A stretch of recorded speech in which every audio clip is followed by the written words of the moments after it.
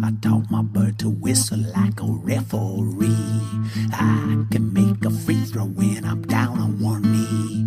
I've been a fan of basketball since I was 5. Now I am a fan of HoopSpeak Live.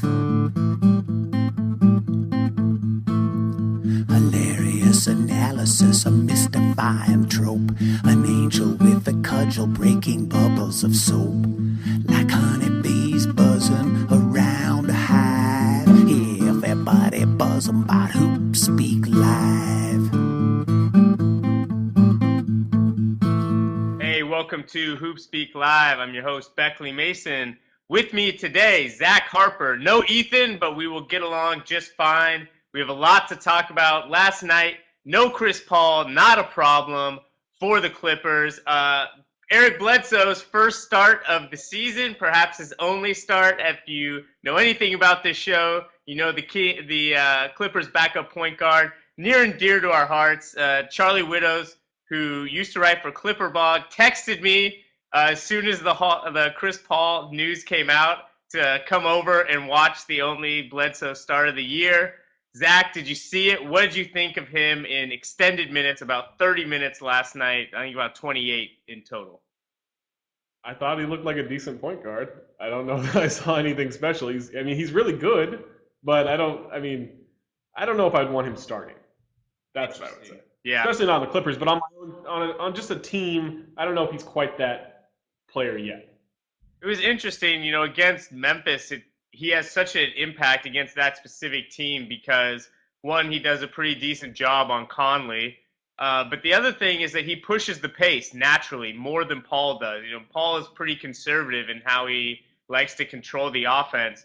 But when they push against Memphis, they're able to get up and down the court. And, there aren't very many teams who can athletically outclass Memphis, not only kind of at the peak level, but with their depth. Of course, Memphis did not have Rudy Gay, so something of an asterisk, but still no Paul on the road.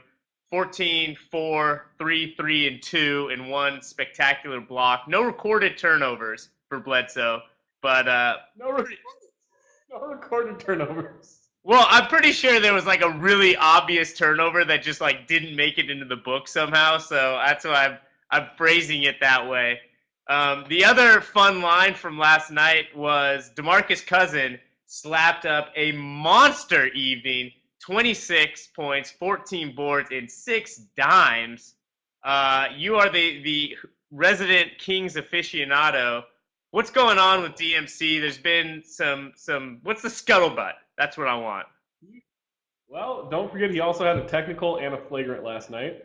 The flagrant was bad. It was a BS call. It was. Yeah, that was he bad. did not He narrowly avoided fouling out too. 5 fouls. Yeah.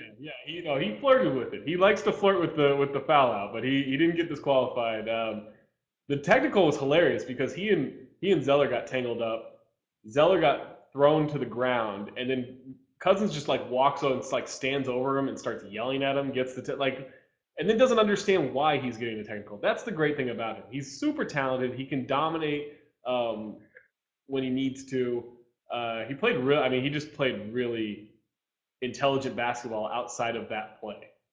Yeah, he had that great pass to Tyreek, I think, towards the end of the game. In the post, they went into him, they cut off him, and he threw that nice little kind of Chris Webber one-handed pass to the cutter, which was really nice. He is such an interesting dude.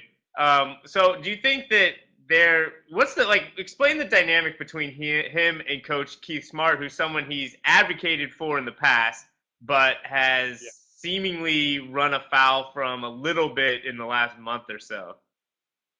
It just seems like Smart believes in him. He knows Cousins is good. He knows he needs Cousins, but as much as Keith Smart has like defended Cousins with the media and with like officials, when Cousins then lashed out at him and they got into words in that Clipper game a month ago or whenever that was, it's kind of like, how dare you talk to me that way when I've been nothing but like your PR guy for 8 months. I mean, it was kind of a funny situation. But I think that ultimately they're fine. I don't know that Keith Smart is the coach of the future there. He's the coach of however long that contract is because the Maloofs aren't going to pay a second coach. But I don't know. I think they'll work it out. I think Keith Smart knows to getting good with Cousins. He's the franchise guy. Well, yeah, you would think so. And someone who doesn't need too much of a PR department. A lot of people ready to cheer on Jimmer Fredette, who was, dare I say, masterful in the fourth quarter, just showing off the moves. He went to the rim. He drove through the paint and found shooters on the opposite side, and then, of course, knocked down his threes. This is a real NBA player, and he's getting big minutes in the fourth quarters of undecided games and basically went toe-to-toe with Kyrie Irving, and his team came out on top. It was fun watching him go against Kyrie Irving because you've got 2 point guards who can score. Kyrie's obviously better, but neither of them can defend anybody. Right. And so it was just it was almost like practice, like just a one-on-one practice. And Jimmer, like he can play. He figured out. Yeah, last year he was awful, and he was awful in the summer, which was kind of a surprise that he was so bad in summer league. But he's figured out how to create space, and that's the thing for that jumper. He's automatic. I think he's either the best or the second best free throw percentage in the league right now. So he can obviously make shots. It's just he had to find a way to create space, and his handle looks really good. He looks strong with the ball. Jimmer fever is going to catch on with everybody. Everyone's going to get infected by Jimmer. Well, I think you're right, especially about the free throw thing. And he's hunting more three-pointers. I think he looks more comfortable from that distance this year. And he looks more aggressive in finding his spots along the three-point line. I mean, I still don't really love him shooting off the dribble unless it's, off a pick and roll and he's got lots of space. But he's sorted out kind of how to be someone who can use off the ball to get an angle and get bumped. And then, he did go right by Waiters for that left-handed layup. And there's this great moment where after he'd scored on Waiters a couple times, Waiters came up and kind of bumped him at half court when they were waiting for the ball to be inbounded. And Cousins comes out to him, just yelling at him to get away from Jimmer. And Waiters was like cracking up, like, what are you doing? But Cousins was not having it. He's going out there to protect the Jimmer. Cousins is like this dog. This dog, his bark is not very big, but he just loves to be mouthy. Like this dog he'll see someone in the hallway, he'll see someone in the elevator, he'll see someone outside, and he just barks to bark. And I feel like Cousins is a lot like the dog. Like he's just barking to bark. That's all he knows how to do. Interesting. I'm not gonna necessarily go along with that connection. All right, let's talk about the Nuggets, winners of 5 straight. 8 of their last 10. They are killing teams at home. They've now beaten the Clippers and Warriors pretty handily in that streak at home. If you watch them, do you think that they're playing better, or are they just playing in a better place, namely at home? I think they are playing better, but they're playing mainly in a better place because they're not just on the road for 2 straight months, which is a nice change for them. The fourth quarter against the Warriors the other night was the Nuggets team we all expected to see for the entire season. And now maybe we'll see that the rest of the season because they are at home and they're more comfortable at home, obviously, and they can use that altitude to their advantage. What's funny is I feel like pundits try to kind of discount the whole altitude thing. They're like, well, really, I mean, it's your second day that'll get you there and everything. But I was listening to the BS report with Bill Simmons talking to Curry and Lee, and they're like, no, that's a thing. You get tired in the first and third quarters. So it is a real advantage for them. Yeah, also known as I guess not the third. The end of the third quarter is like Andre Miller time when he comes in with that second unit. And I feel like when they're at home and you've just been dealing with Lawson and that front line, then he comes in and blows the roofs off. One thing that's interesting to watch about them is how quickly they get up court, and particularly Brewer. I don't know. I've talked about this before, but he has this really not unique skill, but the way he gets up court and gets into position to make stuff happen for such a limited offensive player it's a really like it's amazing to me that more teams don't do that. Like a team like the Hawks that walk it up every time. Like why don't they play more like Denver and Golden State, where it's like even if you don't get that shot immediately over the top, there's so many good opportunities early in the shot clock. It's a really weird control thing to me between the point guard and the coach to not push the ball all the time. Well, and I mean, I actually have. That's funny you mentioned Brewer because I have something on CBS Sports tomorrow about Brewer and the art of the leak out because that's really what he's doing. He's not cherry picking. He's just so good at leaking out onto the break. And I was thinking as I'm like putting these clips together, I'm thinking, how can the Timberwolves do this? Like, I feel like you can do this if you're a good rebounding team or you have a good rebounder. You can trust Fareed to get the boards. You know, when Love's healthy or Pekovic, you can trust them to get the boards.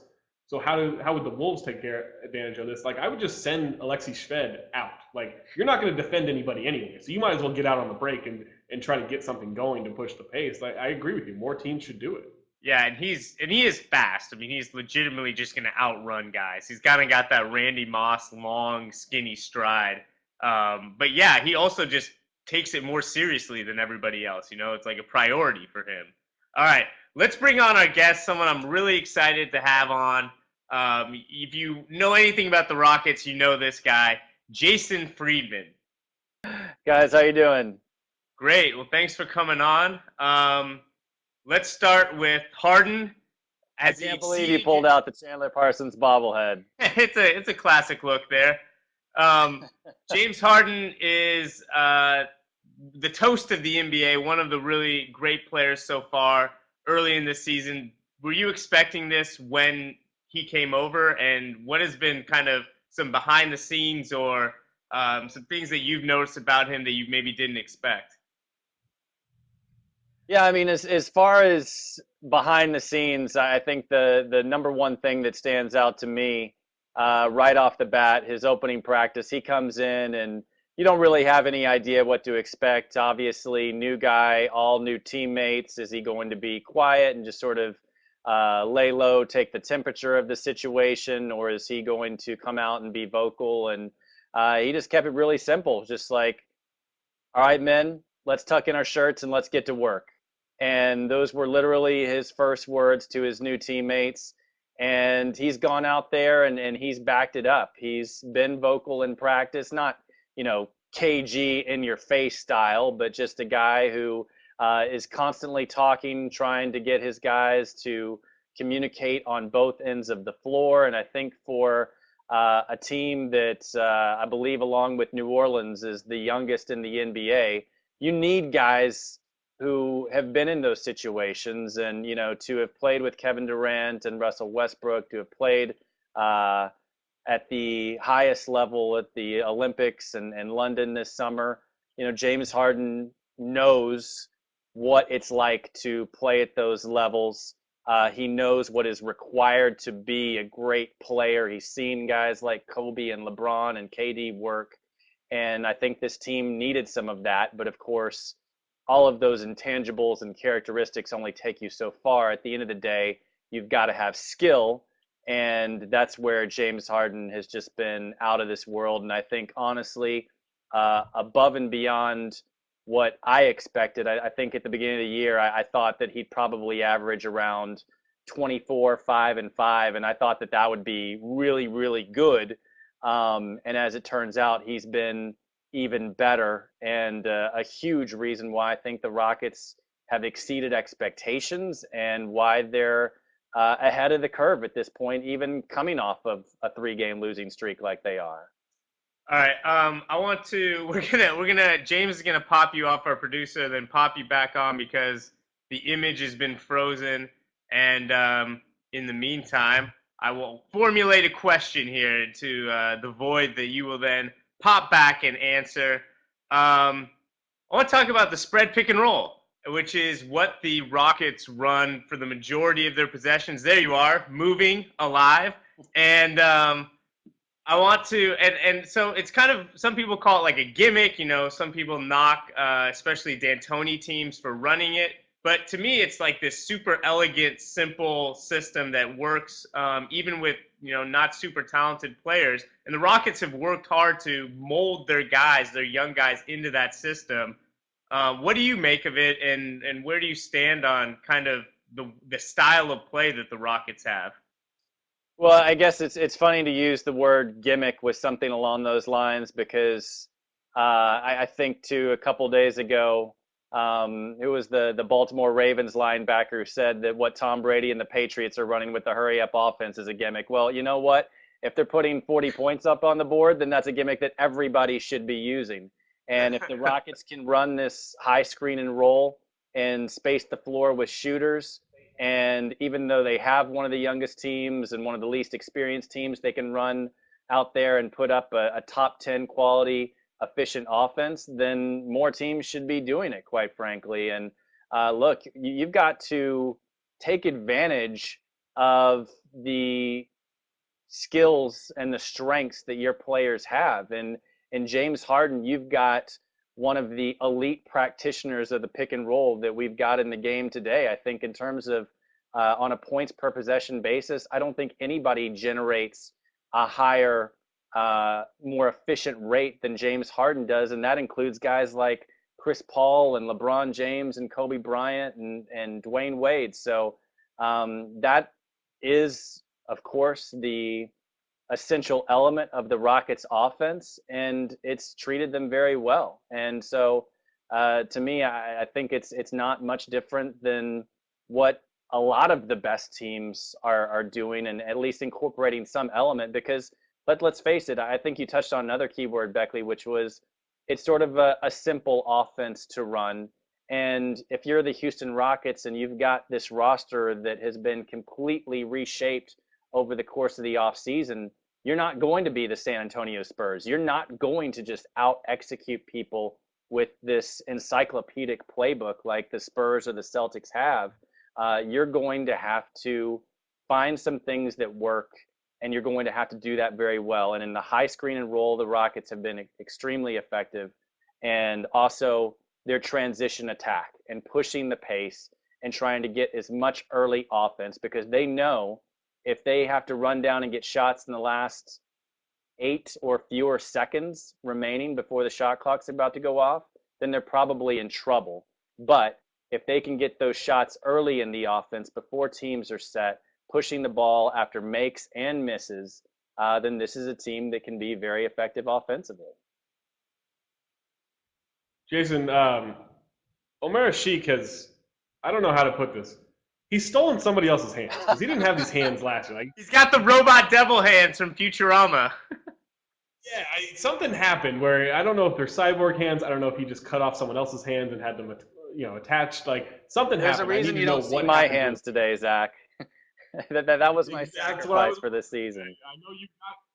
I know you've got great, pass catching hands. I wanted to know who he got his hands from. He is really, I think, surprised a lot of people. And if you watch the Rockets night after night, you do see that there are periods where maybe he has flashbacks. And yeah, exactly.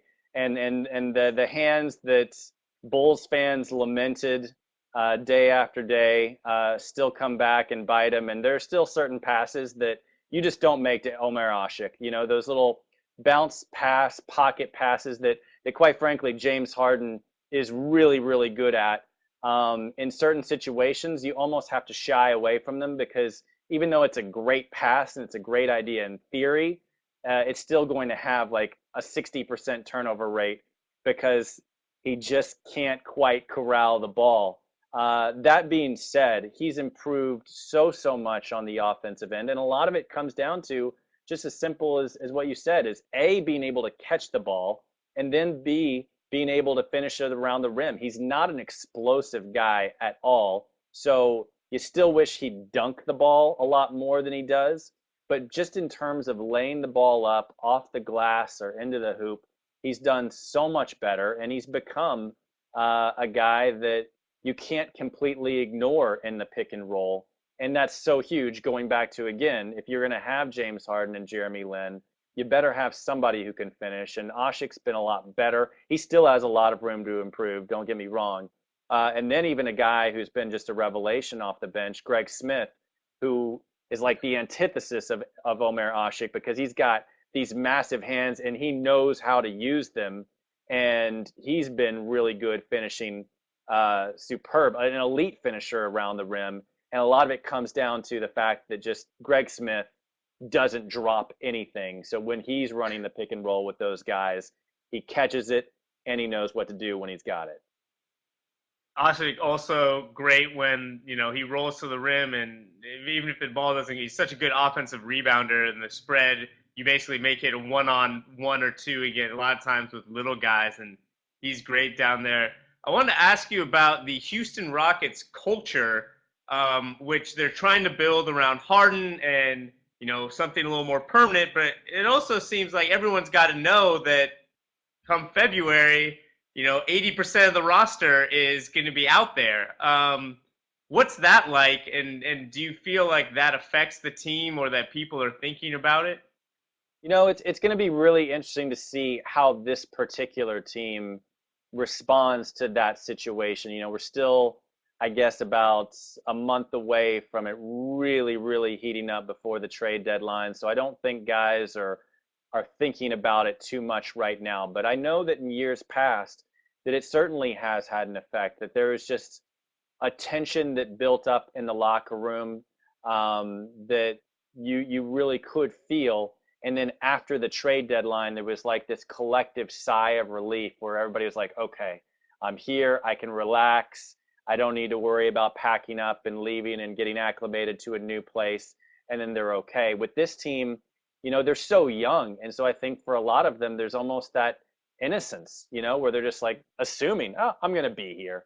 And I think, of course, as the talk picks up, and they're talking to their agents and friends around the league, then that could be a concern. But I do think that, look, the facts are the facts. We know that Daryl Morey is very aggressive. We know that he's made a trade at the deadline every year since he's been the Rockets GM. This is probably not going to be an exception. That said, I do think that for the first time in several years, actually, that management does feel like they've got the beginnings of a core. And so there might not be as much movement this time around, because, of course, the biggest thing right now for the Rockets is, they want to get all-star caliber player number 2 here. And a big part of that, maybe they're able to do it at the deadline, but the one thing they're not going to do is make any sort of move that might jeopardize their flexibility going forward to be able to get that guy, whether it's in free agency or some other deal down the line. They've put themselves in this position, and they're not going to do anything now to jeopardize that and to jeopardize their chances at, if Dwight Howard does decide to leave LA. They want to be there, and they're not going to make any sort of moves that could prevent them from being able to come in with the top bid come July 1st. Jason, Rockets are obviously a very forward-thinking franchise with advanced statistics, but the thing is that we all wonder, like, what are these statistics that teams use, and they won't share them with anybody because then you're sharing this wealth of knowledge. Do you ever get to, like, take a glimpse into the playbook, into the computer? Does he ever leave it? Daryl Morey ever leave his laptop open and you like sneak a peek of what's on there? If that were to happen, he would almost certainly track me down with the software that they have, and then have me swimming with the fishes in pretty short order. I've looked at some of the scouting reports that our players get and whatnot, and I definitely have a pretty good idea. Just honestly, from being around guys like Daryl Morey and Sam Hinkie every day, and just talking to them, you get a really good idea of the sort of things they're tracking. And honestly, even with me, I mean, they understand the position I'm in, and they understand that they've got to be careful even giving certain information to me. And there's certain things in my stories that I'll write that, people ask me all the time who my editor is. My editor is basically Daryl Morey. And there are certain situations where I'll write something and maybe I'll feel like it might be a little bit sensitive. I'll have him take a look at it, and he'll cut it out because, it's information that could put the team in a bit of a strategic bind because it shares too much It really is incredible to sort of look beyond the veil every once in a while and to see what they're doing. And of course, with the Sport VU tracking, that's only going to increase the amount of information that's available. But everything that's said, I think, about this organization from a data standpoint is definitely legit. It's mind blowing, some of the things that they're tracking. The one thing I will say is that I think because of his reputation as being a data maven, that people think of Daryl Morey as being a robot. And I'll tell you, all you need to do is watch a game with him, and you'll realize he's anything but. I mean, he is uh, he is not even keel when watching Rockets basketball. I will say that much. He really gets into it, and he's no different than any other fan. He's prone to getting angry at the coaches and players and referees and everything else, and he's on the edge of his seat, and it's fun to see because I think that a lot of people do sort of take the human element for granted, and they're like, oh, Daryl, these guys are just names and numbers and assets to him, but there's still very much that personal element. And of course, one of the toughest things about his job, I think, is having to continue to try and make moves to put this team in the best position while fully acknowledging that these are guys that he does legitimately care about. Right. Speaking of the possible second All-Star and someone who I would like to see some more data on is Terrence Jones. I think Beckley froze. Oh, well, I mean, Zach, I can talk a little bit about Terrence in the meantime until Beckley comes back. More Terrence! More Terrence! He's a guy. I think if you look at the Rockets over the last few years, they've had there's definitely a pattern that's formed with a lot of their rookies where they're guys who will spend a good portion of the first 2 to 3 months either playing in the D League or only minutes they really see or in practice time. And then an opportunity opens up for them, whether it's injury or somebody's just not playing well, and they get a chance to show their stuff and they seize it, and then you never look back. And we saw this with Patrick Patterson. We saw this with Carl Landry. There's been a lot of guys who it's just taken them some time to get that opening. And I think I feel very confident in saying that one of either Terrence Jones or Donatas Motiejunas, one of those guys is going to get an opportunity here over the next few months. And they're going to show every reason why they were both drafted and thought of as highly by the Rockets. And I think Terrence Jones is a guy for sure. I mean, Beckley, I'm sure you saw him during Summer League. Zach, I know you did. And even during the preseason, I mean, he was probably the biggest highlight generator that the Rockets had prior to the James Harden trade. And there's no question that he's got talent and athleticism that makes him a pretty intriguing option. And let's face it, right now, the Rockets with Marcus Morris and Patrick Patterson at the 4, I think if there's a position where they can upgrade somewhat, that is the spot that you locate right now. And both of those guys have had their moments, but I wouldn't say that either one has just grabbed that position and made it his own. And that's why I think that whether it's injury or whether it's just taking advantage of guys who are underperforming, that you're going to see either Terrence or Demo step up. And I think when they get that opportunity, it might be hard to wrestle that position away from them. Yeah, no, I have high hopes for him. I think he's, I was hoping he would go to University of Washington. I'm from Seattle, so I've been following him for a while, and I think they just don't make a lot of talents that can do all the different things he can do. And especially, I think he's going to surprise people defensively when he gets out on the perimeter and pick and rolls. Very quick laterally, even though he's not like a super explosive leaper. All right, so there's my pitch for more Terrence Jones. Jason, sadly, we have to keep moving, but thanks a lot for coming on, man. This was great. Hey, thanks for having me, guys. I really appreciate it, and I'm happy to help out anytime I can. And you guys do a great job. Thanks, man. I appreciate it. Take care. All right. Well, we ran a little long with him because that was just awesome. And now we're just gonna go into Dagger Smash Noted. And my dagger is gonna be about small sample sizes. And I believe that, yes, we often jump to conclusions based on small sample sizes, but I also think that there's certain things that if a player does it, should just be taken as, okay, I only need to see this like 2 times and then I know this is awesome. And that's how I felt about Tony Roten last night. He played garbage time, but he was magnificent. He's a 19-year-old American Rubio. His vision, the way he manipulates the defense with his eyes and body language, his sense of pace was phenomenal. This kid is going to be a star within 5 years. Mark my word.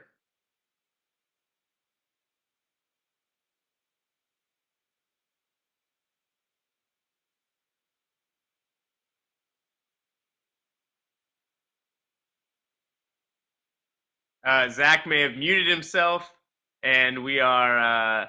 Go. Oh, there he is. There he is. I don't know about Star because he's fun, but Jeremy Pargo's fun. So, take that for what it's worth. 18. Watch that pass where he looks him off and throws it, brings the ball up, and brings the whole defense and whips it. Little Jason Kidd in him.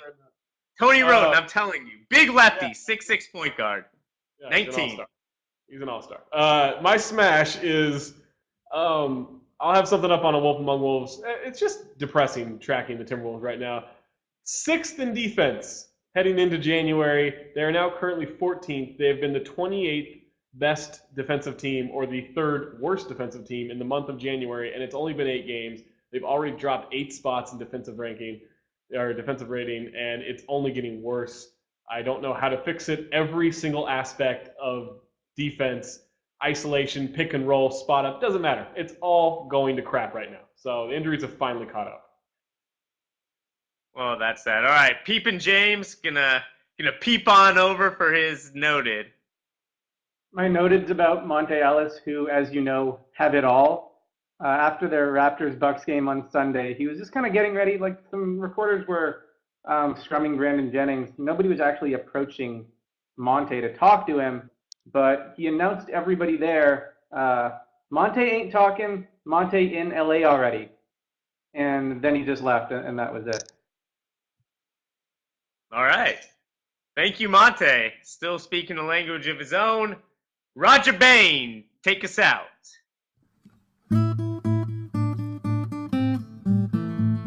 I taught my bird to whistle like a referee.